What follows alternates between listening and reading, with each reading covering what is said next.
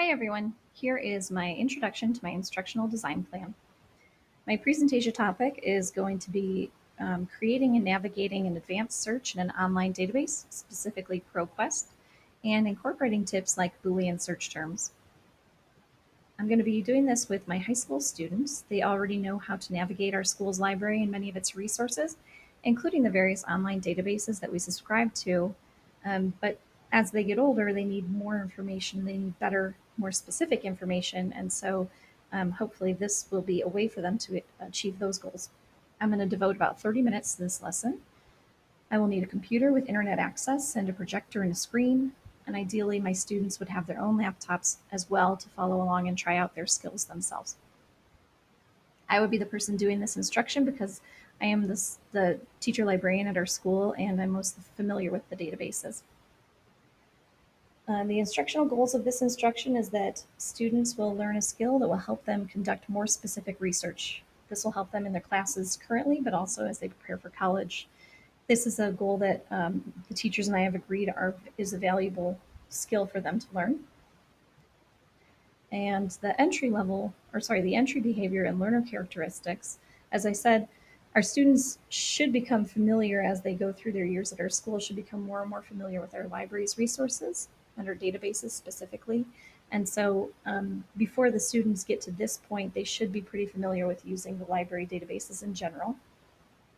They should also know how to find multiple resources and how to piece them together within the research paper. At the end of this instruction, learners should be able to independently use and navigate the advanced search option within the ProQuest database. They should be able to formulate searches using Boolean search terms to locate specific resources that are stronger and more directly aligned with their research questions. And they'll be using search tools and tricks to narrow down large amounts of search results. There is a lot of extrinsic motivation already for these learners because they are being assigned a research paper that they need to do within a class, and so this is going to help them to complete a good research paper. Intrinsically, students often struggle with finding good sources and sifting through large amounts of information, and so this might be a solution that would alleviate some of that stress. Other materials that I need, I'm going to develop a handout to be filled out while I give my presentation. It'll act as a visual aid for students with Venn diagrams. It'll also have places for them to write down important phrases and definitions. Secondly, I'm going to have screencast recording of my presentation. That way, any students who miss the presentation or don't remember the information can go back and review it online. And so the actual presentation itself will follow kind of like this. We'll review the background information that they already have, such as a discussion about the library, the databases, what the databases provide, etc. Then we'll direct the students to the library page on our school's online learning management system to find the links to all of our resources, including ProQuest. We'll log into ProQuest on the projector. And then I'm going to ask learners for some of their research topics. We'll discuss the potential difficulties in researching these topics. We'll do a very basic search to see how many results and the relevance of those results. And then I'll show them how to find the advanced search option. We'll discuss what full text means. We'll discuss what peer reviewed means, why they should select that. And then we'll we'll do the search again with those two boxes checked and see how it affected our results, how they changed. Next, I'll introduce the concept of Boolean search terms. So they'll have three Venn diagrams that are blank, one circle for dogs and one for cats.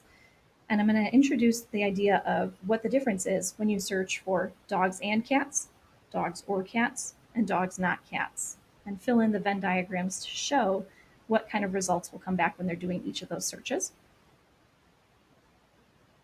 Then we'll take that concept and apply it to the sample search we were doing and discuss how that affected our search results. Hopefully, we'll get a much more manageable number of results with higher relevance. Then I'll have time for the learners to practice this individually on their laptops with their own research paper topics while I monitor and I can offer individual assistance. Then I'll take questions from the whole group. We'll summarize what we learned and point out that these skills can apply to searches in any database also. So the learner participation is going to start with responding to those opening discussion questions, providing sample search topics for me to use, following along with my sample search, creating the Venn diagrams in their notes, and then attempting their skills with their own research and asking any follow-up questions.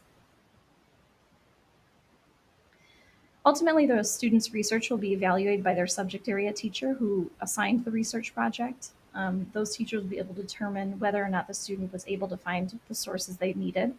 But informally, I'll be able to see whether or not students have learned the material, first of all, when I monitor their navigation of the databases, as I watch them do their samples, do their searches independently in the presentation. Secondly, I'll be able to see who continues to need significant help after my presentation and what kinds of questions they're coming with, and if they're questions that I thought I had covered or if they're more in-depth questions than that. Because I work with all of these students each year, I'll be able to see, as a follow-through activity, I'll be able to see the following year or the following semester when that class comes back to the library if they remembered this information. And if they did and they're able to build on it and scaffold upon it, then that would be one way that I'd know that the information did get through.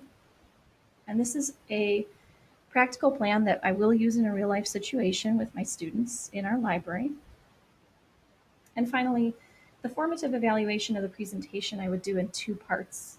Both would be a print evaluation, but I would give a print evaluation first at the very end of my presentation. So that one would ask what new information students learned, if any information was repeated that they already knew, what they're leaving with that will be helpful to them, as well as how engaged they felt, and if they had any suggestions for what material was presented or how the materials were presented. And then secondly, I'm going to ask the teachers to give a second evaluation form to students to fill out at the end of the research paper unit. By that point, students will know if the information in my presentation really did get them better results or not. And so I'll ask, was the presentation useful for their work? Why or why not? And also, was there information that they didn't receive that could have been useful? And then I'll use both of those evaluations to consider what and how I will present the next time that that class or another class is assigned a research unit. So thank you for following through with me, and I look forward to hearing any of your feedback.